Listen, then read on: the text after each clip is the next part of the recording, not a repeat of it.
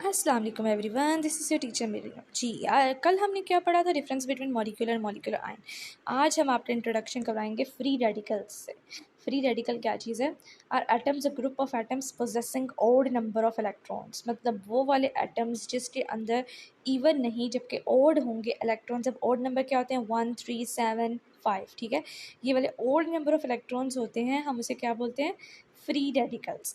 It is represented by putting a dot over the symbol of an element. ये कब represent करते हैं? जब हम कोई भी डॉट लगा देते हैं, जैसे हाइड्रोजन के ऊपर डॉट, क्लोरीन के ऊपर डॉट, H3C के ऊपर डॉट लगा हुआ है, तो ये क्या शो कर रहा है कि ये रेडिकल्स हैं, मतलब इनके अंदर जो इलेक्ट्रॉन्स हैं वो अनपेयर्ड है और ऑड नंबर में है।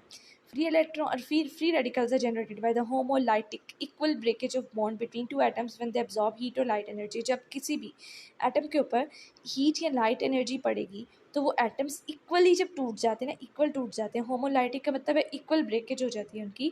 तो फॉर एग्जांपल 14 किस्म में इलेक्ट्रॉन्स हैं, ठीक है। जैसे नाइट्रोजन में 14 इलेक्ट्रॉन्स होते हैं, तो अगर उनको दरमियान से काटा जाए तो वो 7 साइड्स पे हो जाएंगे, तो क्या मतलब होगा? ओड नंबर हो जाएंगे, तो वो क्या बना देंगे? Free radicals. A free radical is extremely reactive species as it has the tendency to complete its octet. अब ये जो फ्री रेडिकल है इतना ज़्यादा रिएक्टिव होता है कि टेंडेंसी शो करता रहता है, मतलब बताता रहता है कि मुझे रिएक्ट करना है ताकि मेरा ऑक्टेट कंप्लीट हो जाए। ऑक्टेट क्या चीज़ है? वैलेंस शेल में जब 8 इलेक्ट्रॉन्स कंप्लीट होते हैं तो हम इसे ऑक्टेट बोलते हैं। और कोई भी एटम स्टेबल ही तब होता है जब उसका ऑक्टेट रूल या डुप्लेट रूल, मतलब कि लास्ट शेल में 2 इलेक्ट्रॉन्स, या ऑक्टेट रूल मतलब कि लास्ट शेल्स में 8 इलेक्ट्रॉन्स प्रेजेंट हो, तभी कोई एटम या मॉलिक्यूल या आयन स्टेबल होता है। अब हम आगे देखते हैं डिफरेंस। जी एक देख लेते हैं। Do you know most of the universe exist in the form of plasma, the fourth state of matter. हमने 3 स्टेट्स तो पढ़ी हैं, सॉलिड एंड गैस, लेकिन ये है चौथी स्टेट, प्लाज्मा। कहने कि ज़्यादातर यूनिवर्स जो है हमारा, दुनिया नहीं, यूनिवर्स, गैलेक्सी, मिल्की वे, वो फोर्थ स्टेट में एग्जिस्ट करती है जो कि है plasma. Both the cationic and anionic molecular ions are present in it. अब प्लाज्मा में क्या चीज़ होती है? पॉजिटिव और नेगेटिव आयंस वाले आयंस, ठीक है। पॉजिटिव और नेगेटिव साइन वाले आयंस, कैट आयनिक और एनायनिक मॉलिक्यूलर आयंस जी।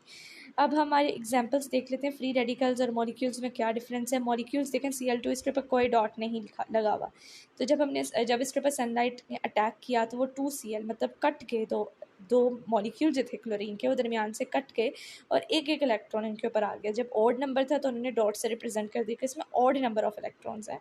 CH4 सनलाइट ने अटैक किया, H3C dot plus H dot, इन दोनों में भी ऑड नंबर ऑफ इलेक्ट्रॉन्स हैं जी। अब आगे हम डिफरेंस देख लेते हैं। Difference between ions and free radicals, क्या है डिफरेंस इन दोनों का? आयंस तो हमें पता है पॉजिटिव और नेगेटिव साइंस होते हैं ऊपर, ठीक है। और फ्री रेडिकल्स क्या होते हैं? जो इलेक्ट्रॉन्स जिसमें ऑड नंबर में प्रेजेंट होते हैं। आयंस क्या है? These are the atoms which bear some charge, जिसके ऊपर कोई चार्ज हो। These are the atoms that have odd number of electrons. ये तो सिंपल सी बात है कि उनके ऊपर ऑड इलेक्ट्रॉन्स प्रेजेंट होने चाहिए। They exist in solution in crystal lattice. ये चीज़ याद रखने वाली है कि ज़्यादातर सोल्यूशंस में होते हैं या फिर क्रिस्टल्स में प्रेजेंट होते हैं। They can exist in solution as well as in air, जबकि फ्री रेडिकल्स हवा में भी मौजूद होते हैं और सोल्यूशंस में भी। There formation is not affected by the presence of light. Ions के ऊपर कभी भी लाइट अफेक्ट नहीं करेगी, लेकिन फ्री रेडिकल्स बनते ही तब हैं जब उनके ऊपर लाइट फॉल करती है। They may form in the presence of light. I hope so आपको अच्छे तरीके से एक्सप्लेनेशन समझ आई होगी, और अगर आई है तो please like, share and subscribe my channel. This is your teacher Maryam. Thank you. अल्लाह हाफिज़।